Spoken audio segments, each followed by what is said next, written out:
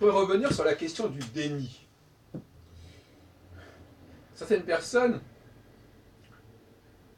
ont répondu à certains de mes textes à ce sujet en disant « Mais vous aussi, vous êtes dans le déni. » Et c'est vrai qu'on est tous dans le déni quelque part. Parce que si j'affirme, par exemple, si quelqu'un affirme que nous sommes tous des êtres humains, et si je dis oui, mais finalement, il faut faire des différences, est-ce que je ne suis pas dans le déni? Je suis dans le déni de cette évidence qu'il y a une forme d'humanité anatomique commune entre les hommes et les femmes, par exemple, entre les différentes races de l'humanité. Donc, c'est ça. Mais en même temps, celui qui nie ces différences, il est également dans le déni. Donc, on est dans le déni de refuser qu'il y a une sorte d'unité, et on est dans le déni, dans le fait de refuser d'admettre que cette unité, en réalité, elle recouvre une certaine diversité, en tout cas une certaine dualité. Voyez-vous, donc on peut toujours renverser l'argumentation si l'on n'emploie pas un langage suffisamment précis, suffisamment circonstancié. Certaines personnes ne vont pas se priver de retourner les choses et de renverser la situation, si on peut dire. Donc comment fait-on pour définir un déni? Alors il y a le déni de la différence, et il y aurait le déni, en fin de compte, de l'unité. On peut dire, par exemple, dire que nous sommes une seule et une unique population en France, c'est une affirmation d'unité. Dire que cette population est en fin de compte extrêmement diversifiée, qu'elle comporte des communautés, qu'elle comporte différents clivages, c'est un déni d'unité.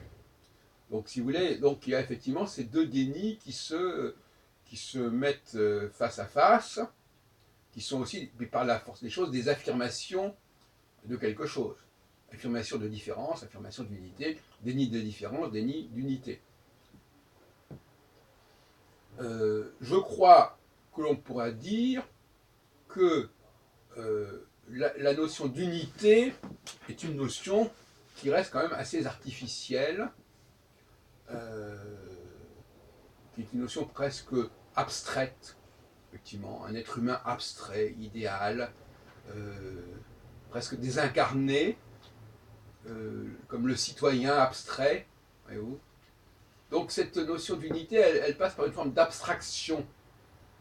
Et donc, alors que l'affirmation de la différence, elle est beaucoup plus dans le concret. Donc, plus on va vers l'abstraction, plus on dépasse les différences. Plus on va vers le concret, plus on retrouve ces différences. Voilà, à mon avis, un petit peu comment les choses se passent. Et c'est pour ça que la philosophie, ce qu'on appelle la philosophie, qui va vers l'abstraction, va dans le sens, effectivement, d'une égalité entre les hommes et les femmes, entre les races, etc. Donc la démarche de l'abstraction abolit les différences. Mais est-ce qu'il faut être philosophe? C'est une autre question. Et puis quelle est la différence entre la sagesse et la philosophie? La philosophie, c'est une tentative d'arriver vers la sagesse. Ça ne veut pas dire forcément qu'on soit sage. Le langage également pose le même type de problème. Dans bien des cas, le langage rejoint la philosophie par sa dimension d'abstraction. Le fait d'employer les mêmes mots pour désigner un très grand nombre de situations, de choses, de personnages différents, c'est évidemment une forme d'abstraction. On ne peut pas parler sans faire de l'abstraction, sans faire des généralités. C'est pour ça que le fait d'utiliser le langage pour définir la spécificité de quelqu'un a quelque chose d'un peu paradoxal. Parce que par définition, on va le définir à partir de mots qui sont employés pour un très grand nombre de cas. Donc le langage va dans le sens de l'abstraction. Néanmoins, il convient, si on regarde la construction des langues, on s'aperçoit que dans de nombreux cas, les langues ont des marqueurs de genre, on ne dit pas la même chose à une femme, à un homme, on ne la désigne pas de la même manière. Je pense notamment à l'hébreu, ou même pour dire à une femme de venir, on ne le dit pas de la même façon que si on dit à un homme de venir. Voilà. Donc, je pense qu'en arabe, c'est la même chose. Donc, les langues nous rappellent néanmoins à des différences. Et quand on dit nous, ça veut dire que ce n'est pas vous. Donc là aussi, il y a des différences qui sont propres à la grammaire. La grammaire est quelque chose qui nous parle d'un très grand nombre de différences. Le masculin, le féminin, la première personne, la deuxième personne, du singulier, du pluriel, tout ça, c'est très clivant. Tout ça, c'est un langage qui convient pour justement affirmer les différences. Nous sommes comme ceci, vous êtes comme cela. Je suis comme ceci, tu es comme cela. Donc, vous voyez bien que le langage, lui, ne se prête pas nécessairement à la généralité, même s'il y a des formules qui ont... Mais la philosophie est la grande responsable. En ce sens-là, moi, je serais assez anti-philosophe. Parce que la philosophie nourrit une certaine forme de généralité, d'abstraction, qui, sur un certain plan, peut sembler intéressante, mais globalement a plutôt des effets pernicieux. Ça monte la tête aux gens, ça développe des chimères, ça développe des problématiques identitaires qui sont totalement creuses.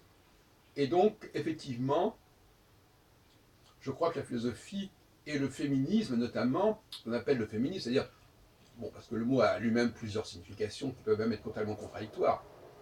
Féminisme, on pourrait penser que c'est au contraire l'affirmation que la féminité a une spécificité, mais on emploie aussi le féminisme bizarrement pour dire au contraire que c'est le refus de la féminité, ou en tout cas que c'est la volonté de relativiser la féminité ou de la considérer comme un élément mineur ou secondaire. Donc, il est certain qu'un certain type de féminisme est nourri par la philosophie et justifié par la philosophie quand on parle de l'homme. Bon, alors en ce qui concerne la religion, c'est un peu plus compliqué que cela, parce que il faut encore comprendre les textes. Alors, appréhender certains textes traditionnels d'un point de vue philosophique, c'est une erreur. Mais il y a ce qu'on appelle des sous-entendus. Par exemple, même en Grèce, on sait très bien qu'en Grèce, il y avait d'un côté les hommes libres et de l'autre côté les étrangers et les esclaves. Bon, donc, même si ça n'est pas dit, on le sait. De la même façon, quand on dit dans les 10 commandements, tu ne convoiteras pas les biens de ton voisin et notamment tu ne convoiteras pas sa femme, ça ne s'adresse pas à un homme, évidemment. Donc, il faut savoir qui est ce nous qui parle. Et quand on lit notre Dieu, qui est ce notre Dieu, qui est ce nous qui revendique ce Dieu? Alors, évidemment, tout le monde peut dire notre Dieu au nom de telle communauté ou de telle autre. Alors donc chacun va pouvoir s'approprier la formule. Mais néanmoins, cela implique a priori, c'est l'utilisation d'un pronom personnel, pronom possessif, donc quelque chose qui est relatif à quelque chose qui n'est pas dit. Il y a énormément d'allusions dans la langue. Quand on dit il, elle, ou même je, qui est ce je, qui est cet il, qui est cette elle, etc. Qui est ce nous. Bon. Donc effectivement, on peut toujours, quand on lit un texte où c'est marqué notre Dieu, dire c'est le Dieu de l'humanité. L'humanité étant celle qui dit notre Dieu. Mais en même temps, on pourrait penser plus raisonnablement que notre Dieu, c'est celui d'une certaine communauté, en l'occurrence par exemple les Hébreux, ou d'autres catégories, peu importe, qui revendiquent, qui affirment leur rapport avec un certain Dieu, et ça n'est pas pour tout le monde, ça n'est pas au nom de tout le monde. Voyez-vous, donc il y a aussi une défiance, une dérive philosophique de l'exégèse des textes religieux, auxquels on fait dire des choses qu'ils ne disent pas. On leur fait dire que l'on parle au nom de l'universalité, de la totalité. Le mot catholique veut dire universel, alors que ça ne concerne qu'un groupe limité. Mais comme on a dit, c'est pour ça que je dis que l'oral et la langue et le chant par définition de la parole et non pas l'écrit. Parce que quand je parle, quand je dis je, c'est moi. Mais quand j'écris et que je dis je, qui est-ce? Si quelqu'un lit mon texte et le lit et se l'approprie, c'est lui. Donc, vous voyez bien que euh, si je dis nous, si je vois la personne qui parle, je sais bien que ce nous, c'est à son sujet. Mais si je ne vois pas la personne qui parle, qui c'est ce nous, qui c'est ce je? Donc l'écrit n'est pas le champ naturel de la langue. Le champ naturel de la langue, c'est l'oralité. Et l'oralité, elle implique non seulement ce qui est dit, mais celui qui le dit. Or, dans l'écrit, il y a ce qui est dit, mais il n'y a plus celui qui le dit.